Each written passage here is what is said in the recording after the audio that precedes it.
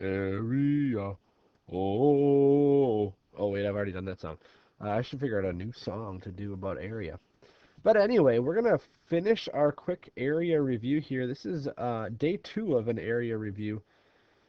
So I'll say area review 2, just like in the movies, you know. Our learning target is going to still be to find area of various 2D shapes. Today we're going to specifically focus on 2 shapes, trapezoids and circles. Last time we talked about what area means. Area is all the square units inside of a shape, a 2D shape. So there's the formula, the definition of area. We talked about finding area of squares, rectangles, parallelograms in general, triangles, and today we're going to start with trapezoids. So a trapezoid, first of all, if you don't remember what a trapezoid is, it's one of those shapes where there's just one pair of parallel sides. You know how and that would be this side right here and this side right here. They'll never cross. You know how like in a parallelogram we had 2 pairs of parallel sides? In a trapezoid we just have one. So the other sides could be anywhere. Now, to find the area of a trapezoid, this is one of the hardest formulas to remember, I think. Um, because there's actually 2 bases. It could be either the top or the bottom. So we'll call this base 1, B1, and base 2, B2. And then we need the height. We actually don't need either of the other 2 side lengths. We just need the height that goes between the bases. So the formula is 1/2 times the height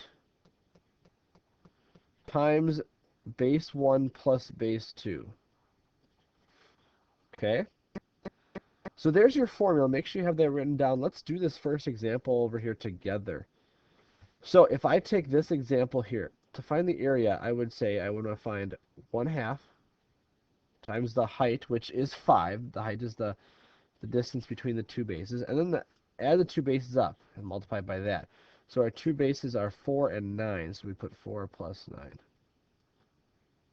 Now, to simplify that, I would go ahead and do, again, you think of PEMDAS. You want to do parentheses and parentheses first. So there's one thing I can do inside of the parentheses, and that's the 4 plus 9. So that is 13. So 1/2 times 5 times 13.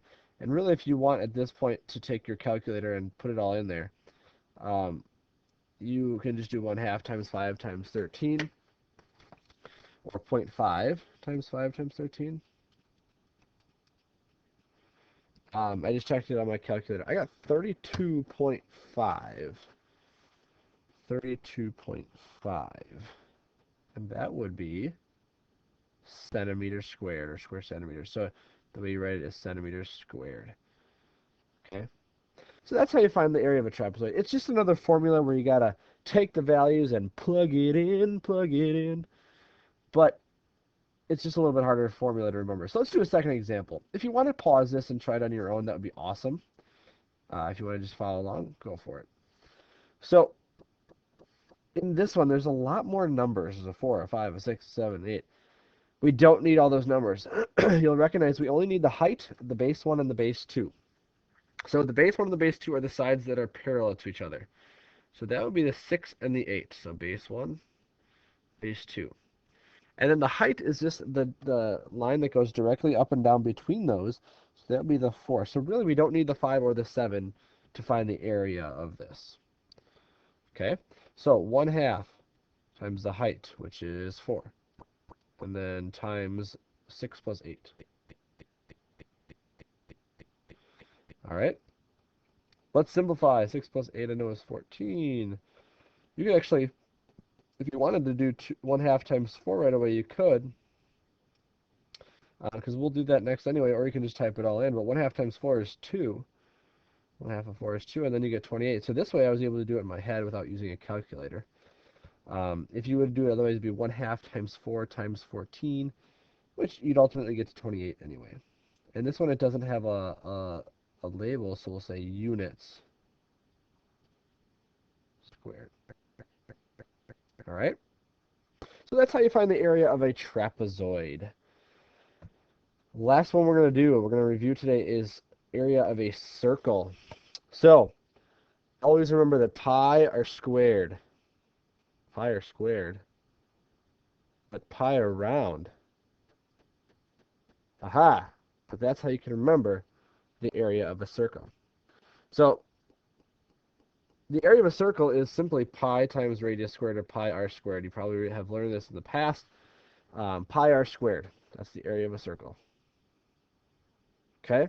What is the radius of a circle? Well, the radius of a circle, that r, which is the only value you really need from the circle, is halfway across from the center to any point on the circle. So in this case, it is the 4. So for this example, I would do area equals pi times, I'll use a dot, you can use parentheses, 4 squared. I know 4 squared is 16, so that's 16 pi is how you could write it, or 16 times pi. Or pi times 16, it works either way. But if I multiply that out, I'm going to round it for the sake of today. Use the pi symbol on your calculator. It'll be more accurate. And we'll round it to about 50.3. And again, it's area, so it's still meters squared. All right, let's do one other example. Again, with this one, if you'd like to try it on your own first, that would be awesome. You can simply pause the video. So for this one, pi r squared. So pi times 20 squared, right? Wrong. Here's a different situation. You're actually given the whole diameter, but you only want the radius, which is half of the diameter. So half of the diameter is, in this case, 10. So the radius is 10. So I'd multiply it by 10 squared. And 10 squared, 10 times 10 is 100. So I would have 100 times pi, or pi times 100, which I actually know is going to round to about 314, because if you estimate pi, it's 3.14, and then times 100, you'll just move the decimal over a couple places. So maybe about 314.2 actually would round to, and this is meters as well, so meters squared. And there we go. So that's the area of a circle. Pi r squared, right? Pi r squared? No, pi r round, but you know, that's the area of a circle. So just to recap everything we've learned about area, reviewed about area, this would be a good thing to write down. Make a spot, make a piece of paper for just formulas of area, because we're going to get a lot of formulas in the coming lessons, in the coming units, because we're doing area, but we're also doing volume, and there's more formulas. So keeping track of those formulas is really helpful. So let's just recap. Squares, so where all sides are the same length. Area is simply base times height, or since squares have all the same lengths, you can say side squared, a side times side. That's the unique thing about a square. Otherwise, a rectangle, same idea. Since a square is a rectangle, it's just base times height. And you know what? For squares and rectangles, they're all examples of parallelograms. So you can probably guess the area of a parallelogram is also base times height.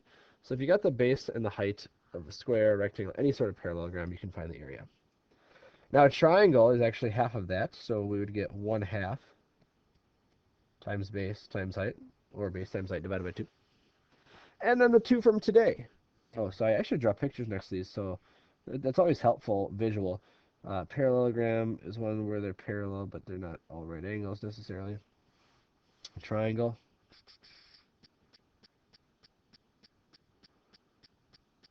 Oh, remember base and height. Base and height. And remember for a parallelogram, the height is actually the straight up and down one. So that's the height. Same thing with a triangle, the base and then that's the height. All right, trapezoid. We just did a trapezoid. So trapezoid is 1/2. Ooh, what's going on here? 1/2 height times base 1 plus base 2, and that is plus. The height is the straight up and down. Base 1 is base 1 and base 2. And then a circle. Pi r squared. Remember, the radius is halfway across. So there's a quick overview of all the area formulas that we wanted to review. I hope that comes beneficial to you. And I hope it helps you achieve the goal today, which is to find area of various 2D shapes. We'll see you next time.